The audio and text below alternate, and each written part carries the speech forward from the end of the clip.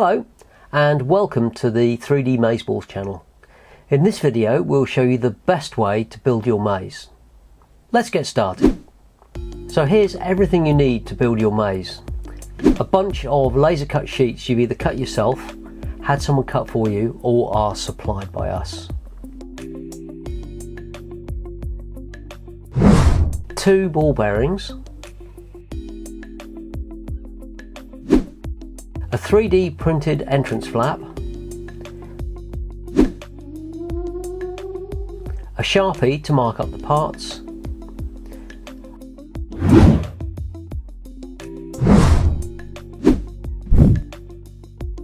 a printed part sheet showing the parts and their labels.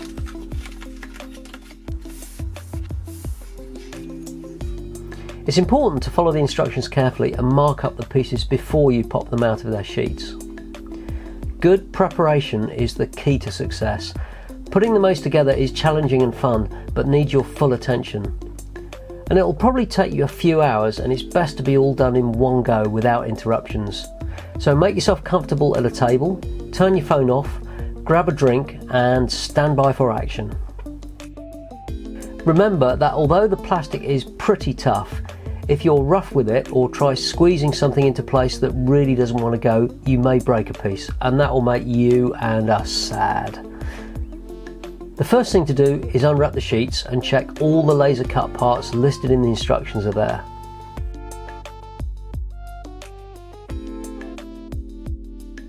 The sheets contain all the components you'll need to build the maze. They'll have their protective film in place to stop them from getting marked in production and in transit. The pieces are held in place by tiny plastic parts called sprues. The maze is made from 2 types of parts: floor plates and barriers.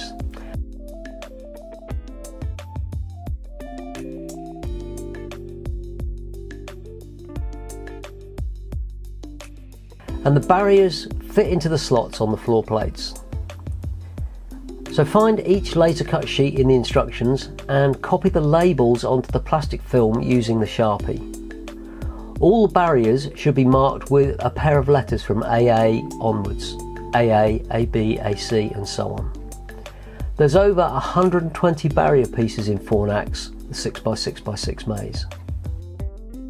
The floor plates are marked 0, 1, 2, 3 and so on. You'll always have one more floor plate than the size of the maze. So a 6x6x6 maze will have 7 floor plates, and a 4x4x4 maze will have 5 floor plates.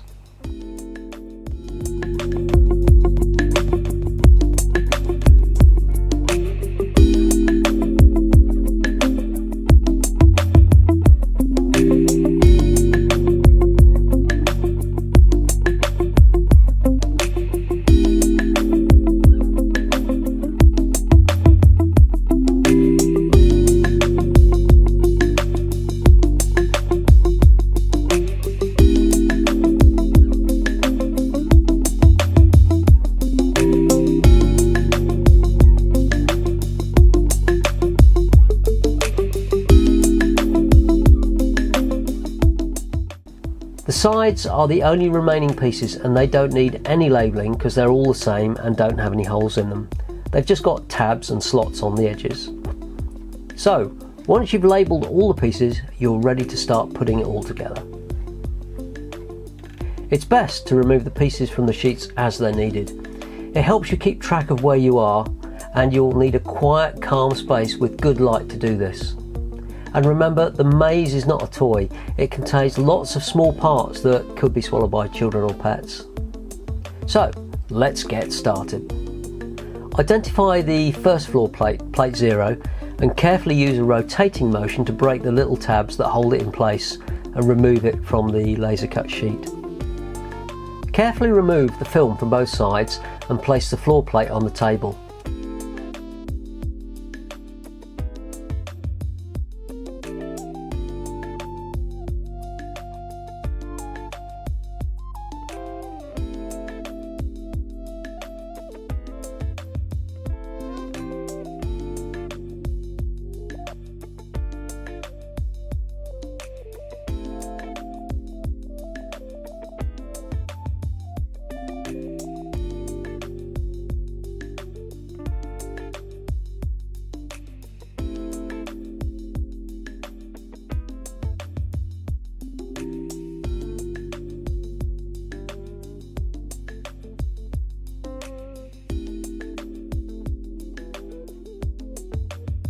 And it's crucial to get the correct face upwards with the correct orientation so that it exactly matches the diagram.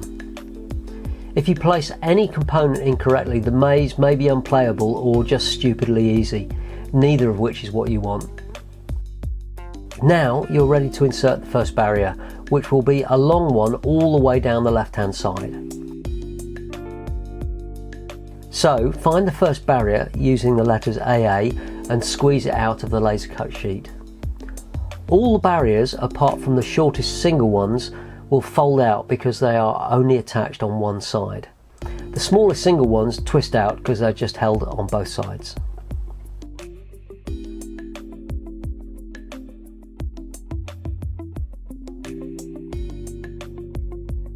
Peel the film from both sides of the barrier AA and just check that all the tabs have come away cleanly, leaving tiny little slots. If any of the slots have a small wisp of plastic, just scrape it out with your nail to make sure that it will not interfere with the build. Now locate the tiny hole that is on one end on the up-down, north-south barriers like this one. That hole must go at the bottom or the south end, and it must be placed closest to the plate, just like this.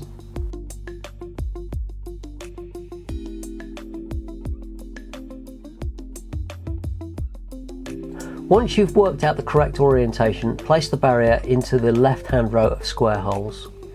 You'll see that most of the holes for this barrier join up with the slots on the edge of the plate, but the first and the last holes stand alone. Place the top tab of the barrier gently into the top hole and line up the other tabs with the remaining holes, and gently push down with a slight wiggle to get all the tabs into their matching holes. Once you think it's in, it's time to check your technique by just eyeballing it along its length to make sure that both ends are fully seated and the whole thing is horizontal to the plate. If that's the case, then you've inserted the first piece and you can move on to the next piece, AB. Follow the same procedure, but this time be careful because this piece is smaller and can more easily be put in the wrong place. So peel it, get it in the correct orientation, and then find the right starting hole from the diagram, and making sure it's the right way round, insert it into the plate.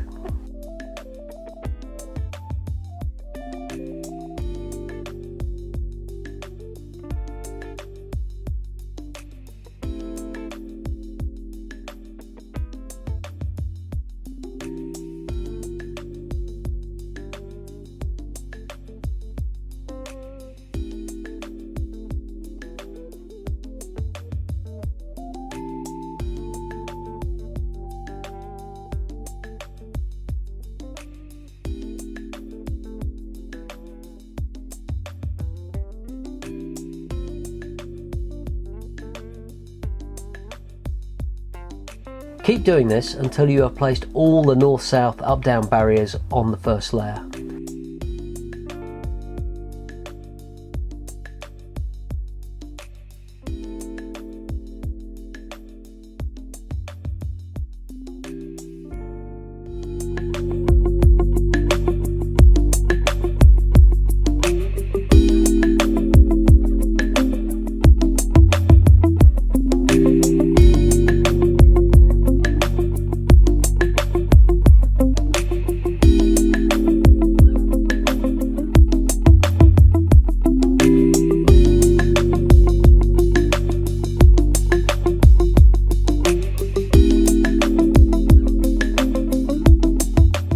And once that's done, you might want to quickly check that it looks like the diagram.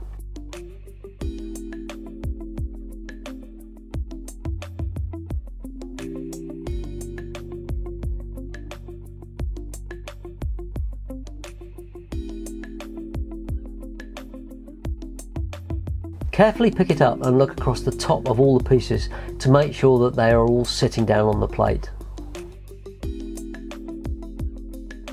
Now that's done, you need to do the same for the left, right, east, west barriers. For these barriers, the tiny hole must go to the left side, and again closest to the plate. These left-right barriers must interlock with the up-down ones that you've already placed, so it might take a bit more care to fit them. If a barrier doesn't fit, it normally means you've made a mistake, either with the barrier that you're placing or with the other barriers, and you'll need to fix this before you continue.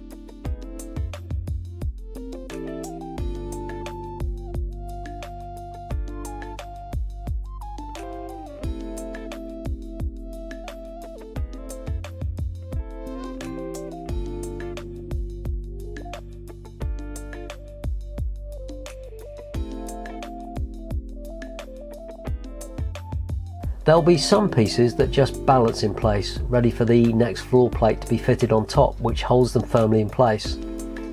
These pieces can easily fall out before the next floor piece is added, so take care when picking up the maze to check it.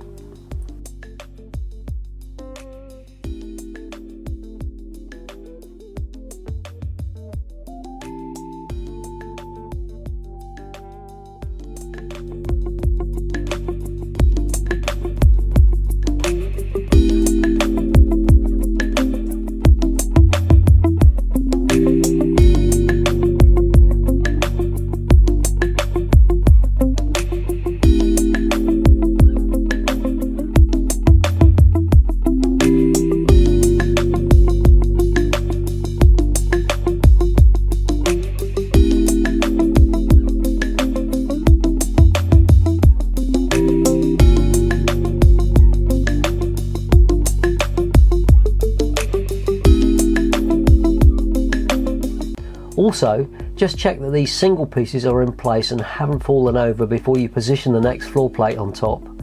And check that all your barriers are vertical so that their tabs are all ready to fit into the next floor plate. So now it's time to peel the next plate. Remember to get it with the correct face up and then in the right orientation. You really don't want to go back later and change this.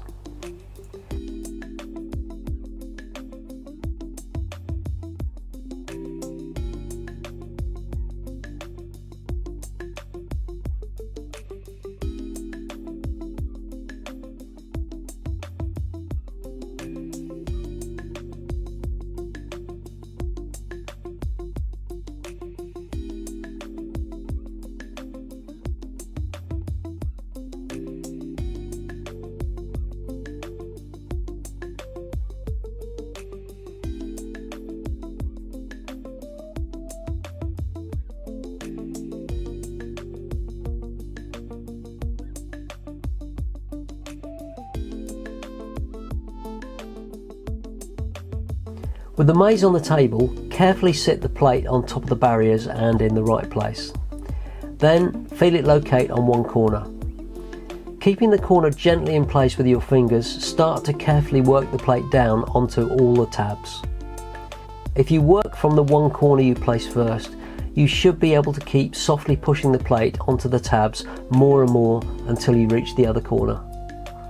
Eyeball the maze horizontally to see that it's all the way down and where it might need a bit more coaxing. Don't rush and take your time. This is the trickiest part of the build, and although you think it's not going to go, remember that patience is a virtue and that will eventually sit down nice and snug. Once the plate is properly on, just repeat the whole process over and over until the last floor plate is done and in place.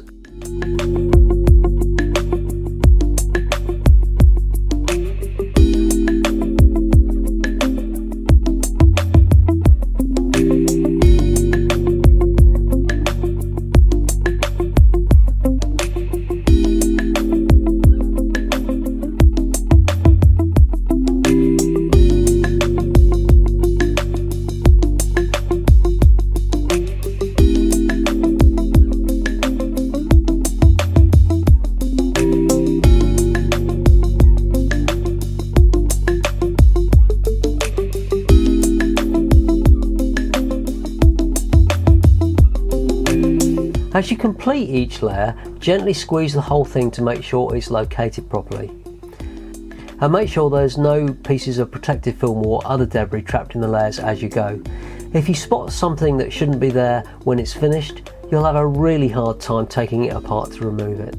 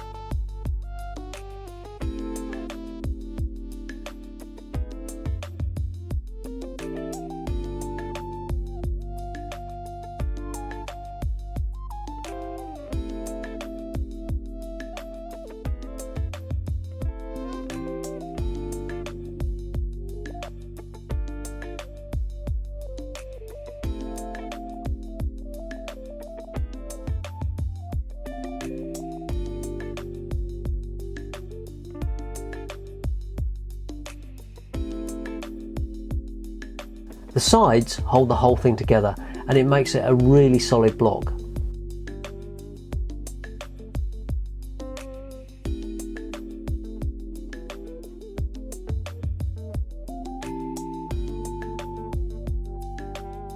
It's important to note that one of the sides has the maze name on it. Fit this side first, making sure that you can read the maze name. Although these sides are symmetrical and it doesn't matter which way round they go, they do have a best side which fits better, and this is simply because a laser cuts at a very slight angle. You won't be able to see this, but the side plate will feel easier to fit one way round than the other. Just play with it to find out which way round is best. Don't squeeze any side fully home until all four sides are in place and all engaged with the maze and with the other tabs.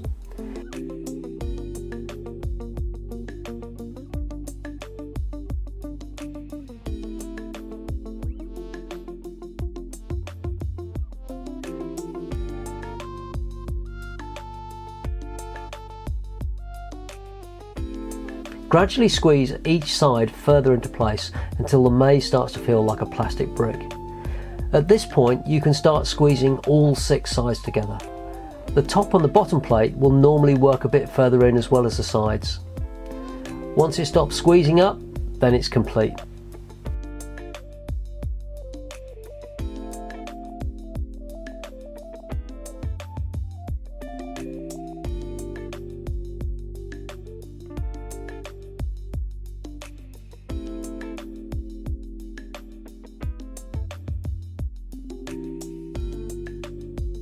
All you need to do now is fit the entrance flap.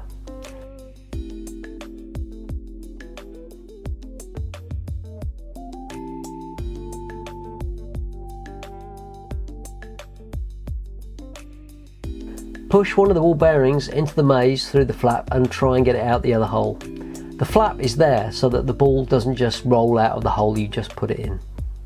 Happy 3D maze balls!